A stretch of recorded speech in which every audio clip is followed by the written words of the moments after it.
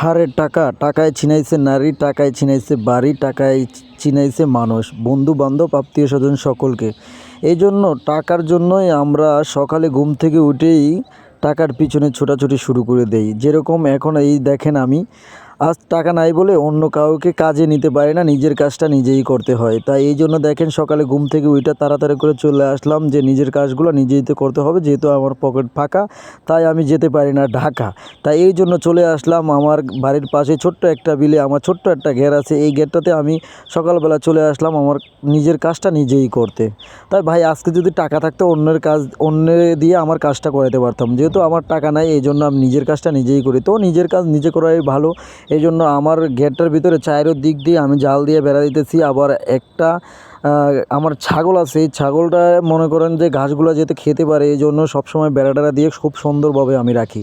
কারণ কী জন্য ভাই, যেহেতু মনে করেন যে অন্যের ছাগলে আইসা যেরকম আমার গাছগুলা খাইতে না পারে, এই জন্য খুব সুন্দরভাবে আমি জালগুলা দিতেছি। আর আমার এইখানে গেটটা আমি অনেক দিন ধরে বাড়ির বাইরে ছিলাম, এই জন্য জাল টাল যেভাবে ছিল সব একদম অগোছালো হয়ে পড়ে আছে। এই জন্য জালগুলো একদম সবগুলো মানুষের অনেক ছাগল বা বাচ্চারা আইসা নষ্ট করে, এই জন্য জালগুলো সবগুলো পালায়া নষ্ট করে লাইতেছে। তো এই জন্য অনেক দিন সময় পাইতেছি না, কাজ করতে পারতেছি না। এই জন্য আজকে একটু সকালে ভোর ভোর চলে আসলাম, সকালে ভোর ভোর এইটাই কাজগুলো শুরু করে দিলাম। তো ভাই যে কথা না বলতেই নয়, বলতে বলতে আমার অনেকখানি কাজ শেষ হয়ে গেছে। আবার আমার একটা ছোটো ভাই ছিল, ছোটো ভাইটারে দিয়া মনে করেন আমার ক্যামেরাটা ধরাইতেছি, যেহেতু মনে করেন আমি একা, এই জন্য নিজের ক্যামেরাটাও ধরার মতো সময় পাইতেছি না, এই জন্য অনেক দিন ধরে আপনাদেরকে কোনো ভিডিও আপলোড দিতে পারতেছি না।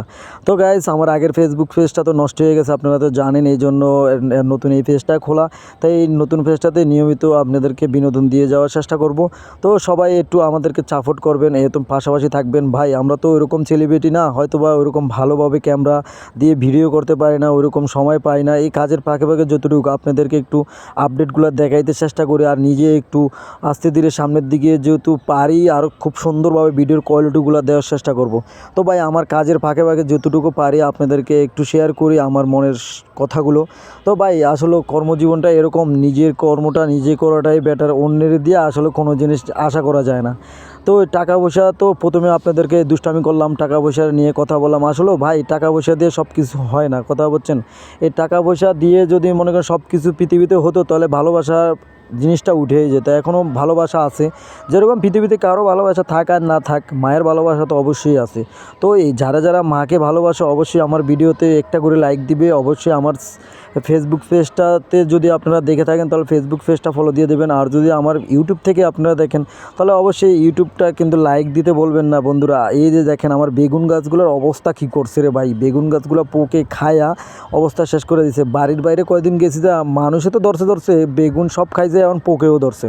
এখন কিচ্ছু করার নাই, এই পোকাগুলারে মারতে হবে, বাজার থেকে ভালো বিষ আনতে হবে, বিষগুলো আইনা দিতে হবে, তাহলে পোকাগুলো ঠিক মরে যাবে।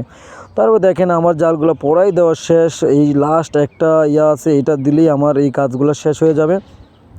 ছোটো ভাইটা ক্যামেরা নিয়ে বেশি লাড়াচাড়া করতেছে, এই জন্য আমার ক্যামেরাটা একটু লড়তেছে, ওরা পারতেছে না ভাই, কার কী করবো, ছোটো ভাই তো, ছোটো ভাইয়ের দিয়ে মোটামুটি দিতেছি, কাজগুলো করতেছি।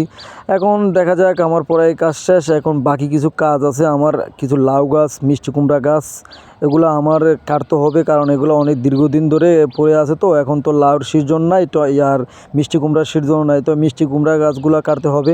তো এই আমারে বলছিলাম একটা ধারালো একটা দাও আনতো, অবশ্যই দাও নিয়ে চলে আসছে। তো এই তো দাওটা দিয়ে এখন শুরু করে দিব আমার উল্টাপাল্টা গাছগুলো কাটা, যেই গাছগুলো এতদিন যত্ন করে লালন পালন করছিলাম, মানে এই গাছগুলোই কাটতে শুরু করে দিছি।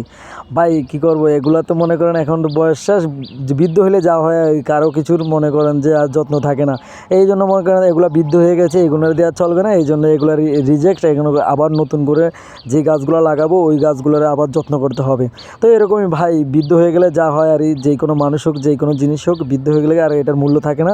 এই জন্য সময় থাকতে আপনারা সব কিছু আপনাদের গোছিয়ে নেবেন, যেহেতু আপনারা বৃদ্ধ হয়ে গেলে যেরকম আপনাদের কেউ অবহেলা করতে পারে না। তো গাইস আজকের মতন এই পর্যন্তই শেষ, ভালো থাকবেন, সুস্থ থাকবেন, আবারও দেখা হবে অন্য একটা কোনো একটা ভিডিওতে, ভালো থাকবেন।